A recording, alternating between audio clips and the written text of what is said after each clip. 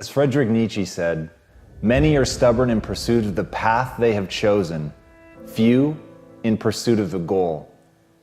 And that's one of the things that really trips people up. At the end of the day, a path is an option. It's one of the ways forward, but it's the thing that you're doing right now today. So people get really focused on that. They make their happiness built around that. They think about that as the thing. But as the old saying goes, don't confuse the finger with the moon that it's pointing at. That's where you've got to be really careful. At the end of the day, the goal is the thing that you're trying to achieve. The goal is what you're trying to get. The path is irrelevant. The path is really your best guess. It's the thing you think is going to work. But if you become myopically focused on that, if you think that the path really is the end thing, if you think the finger actually is the moon, then you miss the objective to which you're fighting for. Then you're not going to have the energy to keep pushing when things get really hard, because you're going to have mistaken the way of getting there with the destination itself. And I think that people a lot of times throw hate on having a destination, on building towards some big goal, of having some grand thing that they're chasing. But as Einstein said, if you want to live a happy life, tie it to a goal, not to people, not to things. And the reason that he said that, people and things, they change. You've got no control over them. At the end of the day, the only thing that you really control is yourself. At the end of the day, the only thing that you can hope for is to be going after something that has meaning, something that has purpose, something that really gives you a reason for being, that directs your actions, that becomes the filter by which you judge everything, that really becomes the center, the gravitational center of your own universe. But it's the goal, not the path. So what is it that you really want? You have to identify that. To me, everything in life starts with a goal, and then you work your way backwards. Don't allow yourself to get caught up in other people and putting your happiness in somebody else and finding purpose in something else and trying to obtain things. Have it be something that you're trying to accomplish. Have it be something that you're trying to become. Once you're on the path to becoming, then you can find real happiness.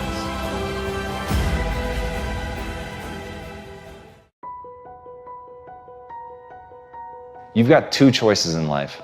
Choice one, you can become somebody else. Choice two, you can become yourself. Now, I really wish that there was only one choice, but in truth, there's not. And most people choose to try to become someone else because it's a roadmap. It's points in a direction. You see someone, you respond to something, you admire them, you want to be like them. And in that process, you've made your decision. In that process, you've decided to become somebody else. You have mistaken the finger for the moon. Instead, you need to understand that being inspired by somebody does not mean to become that person, to become that which inspires you. It is to understand fundamentally, what is it about that thing that excites you? What is it? What is its essence? And when you can find its essence, then you can find out how it would apply to you becoming you. And as Zen Shi says, a flower does not think about competing with the flower next to it. It just blooms. And that's really your job, is to see the outside world, to see the flower next to you, to understand the amazing things that are happening all around you, all of the incredible people and the essence of what they have, and what it is that they've done to bring inside yourself, and find out, what does that look like when it's me? Not what do I look like when I'm them. And once you understand the difference between that, then you can really begin to be something unique. You can become that thing that you were meant to be, that thing that makes you feel alive and whole. And that's it. That's the secret. You're just trying to be something, not that's just inspiring to other people, but that you actually want to wake up every day and be. And that's the fucking thing about it. There's no escaping you. Whatever you become, a lie, the truth, somebody else, yourself, whatever it is, you're going to spend every day of your life there. And as Albert Einstein said, everybody's a genius. But if you judge a fish by its ability to climb a tree, it will live its whole life believing that it's stupid. And that's what confuses people. People believe that they're dumb because they're not finding their path. They're not defining things based on what excites them and what they want to live with every day. They're just looking to what the outside world says is good. And I think it's incredible that there are other people doing things that are so extraordinary that we aspire to be like that. But you have to understand the difference between being like someone and trying to actually be them. So if what inspires you is that somebody works hard, work hard. If what inspires you is that somebody gets up every time they fail, get up every time you fail. If what you like is that they are themselves with all their weird eccentricities and quirks, then be true to your eccentricities and quirks, but don't try to embody their eccentricities and quirks. That's the surest way to become the fish that thinks it's stupid because it's being judged by trying to climb a tree. So as Scott Belsky said, when 99% of the people doubt your idea, you're either gravely wrong or about to make history. And that's the terrifying part. You're not going to know. You're not going to know the difference. But if you're chasing somebody else's path, if your whole game is emulation, if your whole game is to mimic that which inspires you, you will never find the thing that's real about you. And look, I don't know about you, but I can be wrong. I can be gravely wrong. I can have people think me an idiot and try something and fail as long as it was true to me. Because then the lesson that I'm going to learn is going to apply. It's going to take me another step closer to actually being the person that I want to become, that I want to live with every day. But I can't be that if I don't understand who I want to be. So look inward, identify your path, identify what excites you, and go after it as if your life depends on it. Because in truth, it does.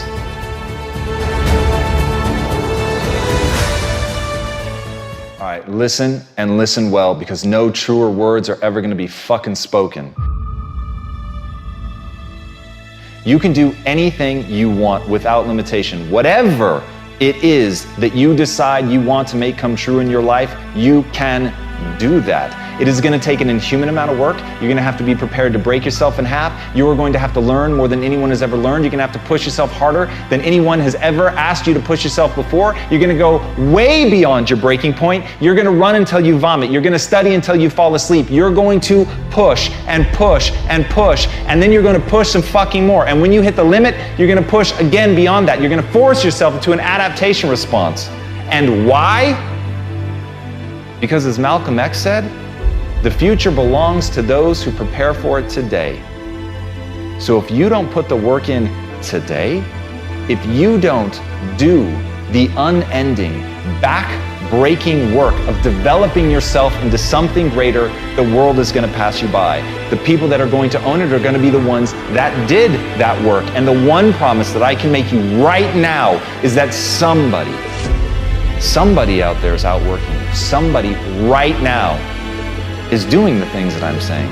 Somebody right now is doing the work of failing and getting up and getting better and pushing themselves and triggering that glorious adaptation response that makes humans the apex predator. Someone right now, they're putting in that work. And if you don't, the future is going to belong to them. And as Martin Luther King Jr. said, if you can't fly, then run. If you can't run, then walk. If you can't walk, then crawl. But whatever you do, you have to keep moving forward. It's not okay to make excuses. It's not going to slow people down. It's not okay to ask the world to stop so that you can step out front. It's not okay to expect little of yourself and demand great rewards. The only thing that's okay is to be in line with the way that the world really works. And if you want to be great, you've got to become capable of greatness. You've got to develop your skill set. You've got to take what you have now, and if that's crawling, then fucking crawl. But you drag yourself ever forward to a vision of yourself that is so clear and so specific that nothing could knock you off your path, because you, my friend, know exactly where you're going. You're willing to pay whatever price it takes to get there, and no matter what anybody everybody says, no matter how many fucking hecklers come for you, no matter how many people try to throw dirt on you, try to stop you, try to knock you down, no matter how many fucking people come for you at night while you sleep, you will rise and you will keep pushing forward and you will get better every day. And no matter how many times people chop at you, knock you down, knock you off the path, you will get back on. You will crawl till you can walk, you will walk till you run, and then you will run until you fly. And that, my friends, is the only path forward. So if you want a fucking future that makes you happy, if you want a world that you're excited about, get your ass out there and earn it.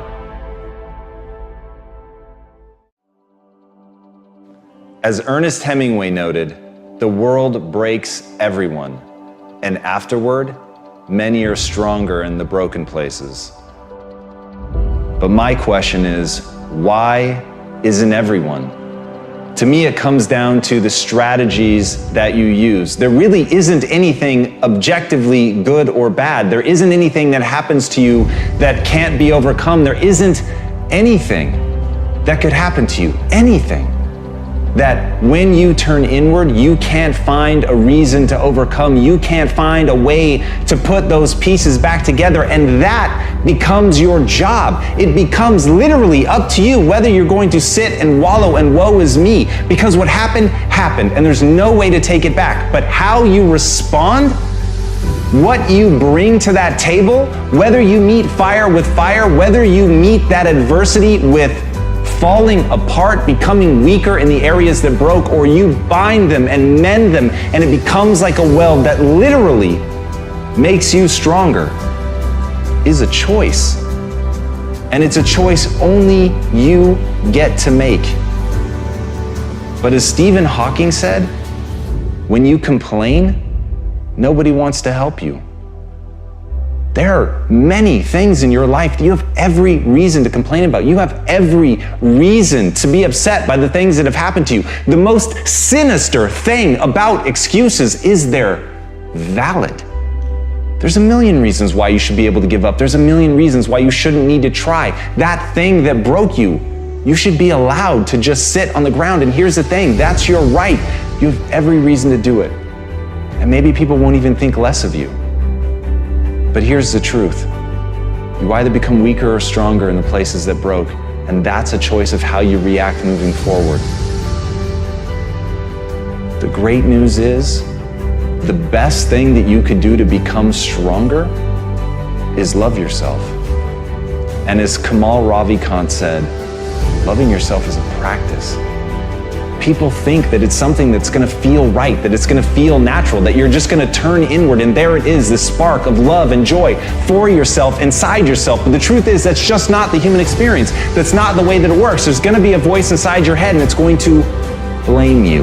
It's gonna say that it's your fault. And no matter how many times people on the outside tell you that that is not true, that this thing happened to you, that it isn't you, it doesn't define you, there will be a voice that's going to tell you that it does. And that's where you have to fall back on process. That's where you have to realize that you literally have to practice loving yourself, and that it's okay, that no matter what happened, there is absolutely nothing that invalidates that you're worthy of your own love. But you've got to practice it. You've got to be willing to do it. You've got to be willing to put in the reps. You've got to know that it's not going to feel right, but you've got to know on the other side of that is a vision of your life where you actually do love yourself. Because you took the time to say it. You took the time to practice it. You took the time to sit there and feel stupid and say that you love yourself. And sometimes just putting in the work is what you need to do to get strong. So put in the work.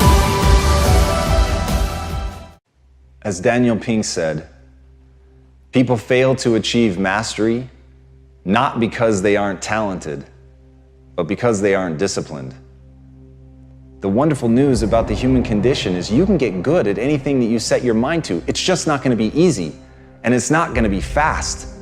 But the willingness to put in that work is what's going to separate you from everybody else. And I'm begging you to see yourself right now, today, as average, as no better than anyone else. But I beg you, with more force than I know how to convey with this language, to see yourself as malleable, to see yourself as capable of becoming anything you want to become truly extraordinary, if you can find within yourself the discipline to stick with it long enough. And as Steve Martin said, perseverance is a great substitute for talent. Everybody wants to talk about who's talented. Everybody looks at the person with innate talent as if they have something magical. But to me, it's a gift, it's a handout, it's a freebie. It hasn't been earned. And no matter what it is, it's only the beginning. Even somebody that has talent, even if you get an early win, if you let somebody outwork you, if you let somebody who has more perseverance, more grit than you, then they are going to outperform you on a long enough timeline. The only thing I can guarantee is you will be outworked by somebody unless you pour your heart and soul into getting great. If you don't take days off, if you put yourself into it as if your life depended on it, when you act like that, then you've got a chance to be great. And as Robert Horry said, pressure can bust pipes, but it can also make diamonds. You've got to want that pressure. You've got to want things to be hard. You can't seek out the easy life. You can't just hope and pray that you can uncover inside of you some talent that's laid dormant that you didn't know about that's going to let things be easy for you. Don't want the easy. Want the hard. Want the pressure. Want the thing that's going to turn you into something. Because when it's easy, you don't work for it. When it's easy, you don't push. When it's easy, you get surpassed by the person who has to give it their all, who's prepared to do blood, sweat, and tears in order to become that thing that they want to be so badly because they are so fucking angry that they were never given anything. And with that chip on their shoulder, they're determined to become anything that they set their mind to. So whether you have talent, whether you don't, the only thing that matters is, will you persevere? Will you stick with it long enough to get great? As Thomas Jefferson said, he who knows best knows just how little he knows. And this has been one of the most surreal things about my experience as an entrepreneur, is that the better I get at it, the more that I do, the more I feel lost, the more I feel like there's too much for me to possibly know and understand. And in that is my power. That's literally the source of my power, because I understand that my journey is one of learning. I understand that, as Naval Ravikant said, the genuine love for reading itself, when cultivated, is a superpower. The means of learning are abundant. It's the desire to learn that's scarce. But if you have that desire, if you cultivate that desire to learn, if you accept that you're in this big world that is far too big for you to understand every piece of it, but in recognizing that you don't understand it all and putting yourself on this quest to learn obsessively, to get better, to fall in love with the actual process of gaining knowledge, if you stay hungry for that at all times and you don't calcify your thoughts into dogma, but rather stay fresh, stay naive, stay hungry and foolish to really learn and grow, then you actually obtain power. And this is the part I want people to understand. Look past the words and hear what I'm really saying.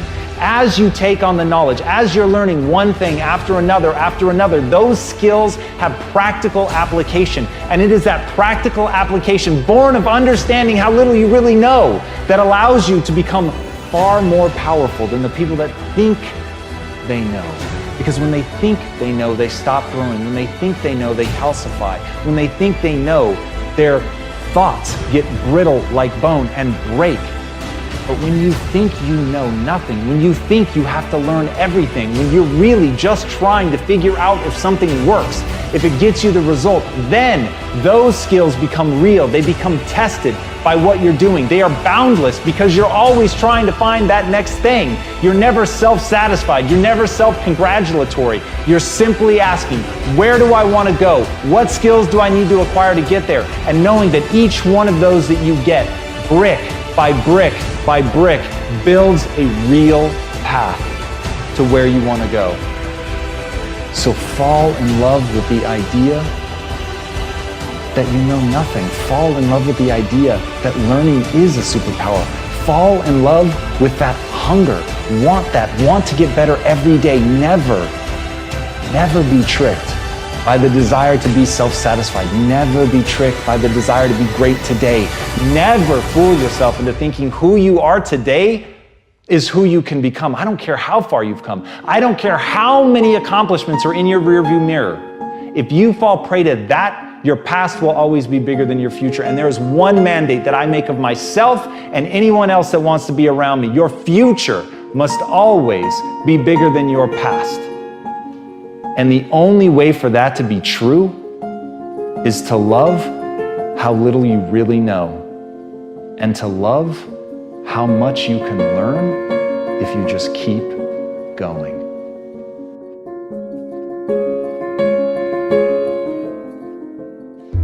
As Oprah Winfrey said, what you dwell on is what you become.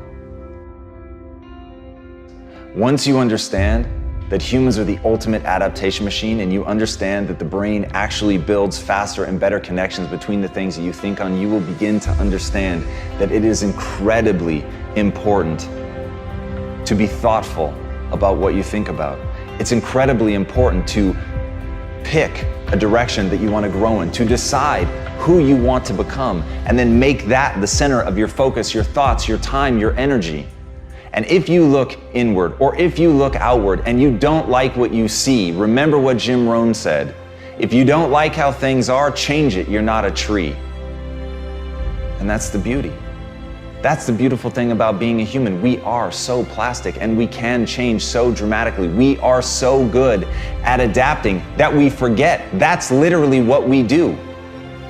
But if you can take control of that process, if you can grab a hold of it and make it your own, if you can make it your daily obsession to make the most of your potential, to pick a very specific direction, to pick an end goal, an end state, an end identity, and work your way backwards, find out the steps that you're going to need to take to get there, to execute, and have the willingness to put in the work, to have the willingness to be both the sculptor and the clay, to understand that the suffering that comes with that, of changing yourself, of making yourself into something great, is a suffering well worth it. It's a suffering that you should embrace. It's a suffering that you should run towards, because in that suffering you can become anything you want. So start to dwell on that. Dwell on a vision of you being great. Dwell on a vision of you accomplishing your goals. Dwell on a vision of you having done this amazing thing that you want to do. Dwell on an image of you being willing to sweat and bend yourself in half and break if need to and bleed when necessary to become the vision of yourself you always knew you could become. Dwell on that and nothing can stop you. As Epictetus said, he is a wise man who does not grieve for things which he has not, but rejoices for those which he has. And that's gratitude, isn't it? It's the very base decision that we all have to make. Are you grateful for the things that you have in your life, or are you always wanting more? And trust me, I get it. I understand people that strive for more. I understand people that want something bigger and better. But at the same time, if you allow yourself to only think about what you don't have, to only be striving for something more, that obsession will begin to overtake you. It will begin to corrode you. But ultimately, it's a choice. Ultimately, at any time, right now, in this moment, you can stop and think about what you have. You can put your attention on the things that you're grateful for and watch what it does. Watch what it does in that instance, the way that it changes you, the way that it changes your chemistry, your feelings in a moment can shift from negative and dark to beautiful, with nothing else changing around you, nothing but you deciding that you're going to focus on the things you're grateful for. Nothing but deciding that there are things in your life to be grateful for. And that is a decision. No matter what is happening in your life at any moment, right now, in the depths of a depression, in something going on terribly in your life, you could choose right now to think about the things you're grateful for. The breeze, a smile from somebody kind, a stranger who holds open a door for you, anything. But it's a choice. And as Einstein said, there are only two ways to live your life. One is as though nothing is a miracle. The other is as though everything is a miracle. And what choice are you making? What are you choosing to focus on right now? Do you let gratitude fill you up or not? And here's the critical part, and I want you to listen to this really well. Whatever you decide, whether you decide we live in a world of miracles or whether you decide we live in a world devoid of miracles, you are choosing one thing to the exclusion of the other. And when you focus on something that you're grateful for, when you look at those little moments in your life and choose to see them as grand miracles, even when it is only a gentle hand on your shoulder, even when it's only a kiss from somebody who you've kissed 1,000 times before, even when it is only holding the hand of somebody who needed their hand held, even when it's something that simple,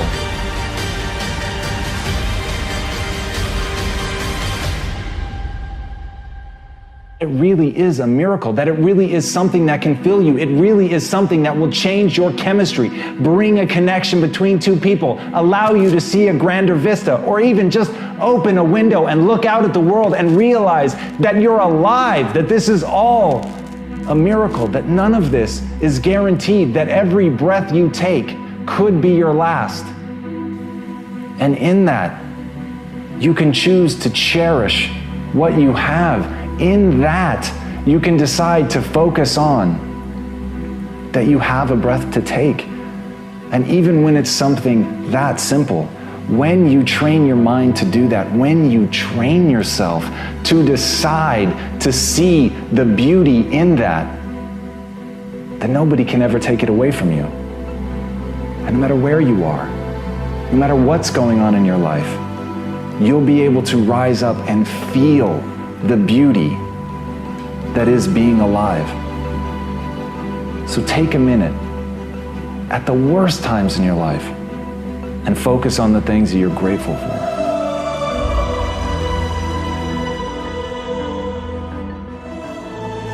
I want you to burn into your nervous system the following statement, because it is a fundamental truth of the human condition. It is literally the baseline physics of what it means to be a person. As Earl Nightingale said, we become what we think about. And that's an idea that I want you to hold firmly in your mind. That's something that I really want you to internalize. I really want you to stop right now. Whatever you're doing, I want you to stop, lean into this video and listen to what I'm saying. You will become what you think about. Really think about that for a second, as if it wasn't just a phrase, as if it's more than just words, as if it were a truth about how the brain works, because it is. You're going to become the thing that you think about. And I know that you're dwelling on a lot of negative shit. I know that you're carrying a lot of baggage with you. And I know that as you think about how things might go wrong, that you believe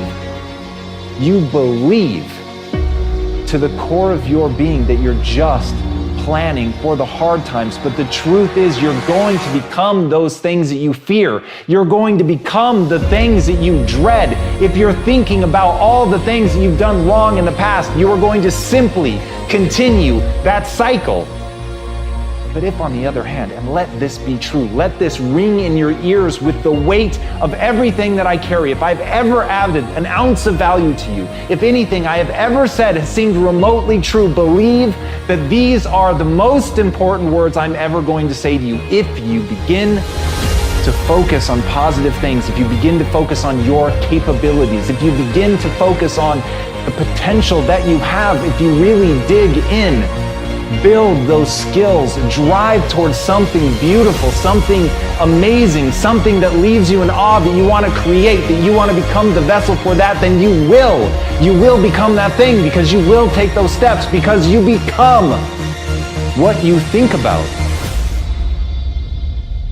And as Mark Twain said, 20 years from now, you'll be more disappointed by the things that you didn't do.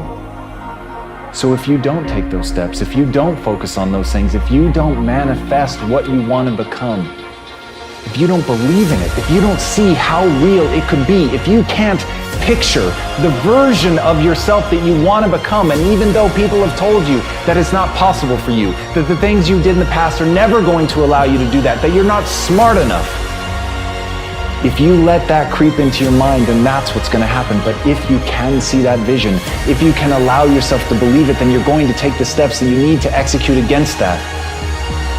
And if you go out there and do those things, you won't regret it, but you will regret it if you don't.